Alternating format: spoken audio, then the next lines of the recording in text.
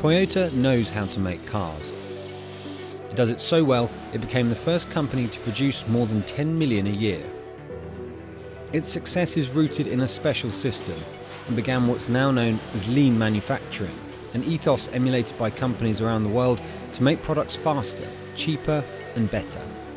Here's how Toyota changed the way we make things.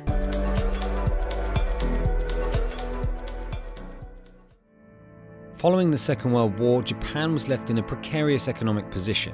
Steel and other metals are scarce. Already disadvantaged by lacking natural resources, materials were hard to come by, and companies had to be creative to compete.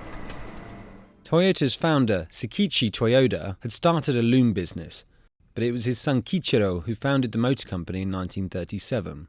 They were used to working within narrow margins. As the shortage of materials increased during the war, the number of headlamps on its Model K truck was reduced to one, and it only had brakes on one of the axles. The turning point for Toyota's production system would come in the early 50s, when Kiichiro's cousin Eiji would travel to the US with a veteran loom machinist, Taiichi Ono. They visited Ford's River Rouge plant in Michigan and were impressed by the scale of the operation, but knew that in cash-strapped Japan, companies didn't have the resources for such a system. Having months' worth of stock sitting in a warehouse would tie up precious capital they didn't have.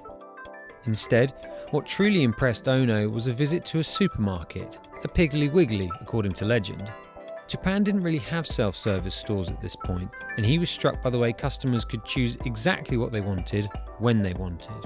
He decided to model his production line on a similar idea. With the supermarket formula, only enough parts were produced in the first phase to replace what was used in the second, and so on. This is where the just-in-time system really took shape. Toyota was able to eliminate much of the waste in Ford's system, making smaller numbers of parts to be used when it needed them, allowing the company to operate on a tighter budget. As part of this, Ono developed Kanban, a sign-based scheduling method which shows goods in production, and goods out. It's now seen as a precursor to barcodes. Ono and Toyota also noticed that American car companies were still employing many of Henry Ford's early production techniques. They kept operations at full tilt in order to maximize efficiencies of scale, but then had to repair defective cars after they rolled off the line. Ono believed this caused more problems and didn't encourage workers or machines to stop making the mistake. So he placed a cord above every station which any worker could pull to stop the entire assembly if they spotted a problem. The whole team would work on it to prevent it from happening again. As teams identified more problems, the number of errors began to drop dramatically. Combined with a culture of continuous incremental improvement called Kaizen, the Toyota production system built a brand known for making reliable and affordable cars. But Toyota was also getting good at producing cars quickly. In 1962, the company had produced 1 million vehicles. By 1972, they'd produced 10 million. It was around that time that the efficiencies of their factories enabled Toyota to produce a car every 1.6 man-hours, much lower than their competitors in the US, Sweden and Germany. And as the oil crises of the decade sent gas prices higher, cheap-to-run Japanese cars became much more appealing to Americans, whose powerful but gas-guzzling vehicles suddenly became very expensive to run.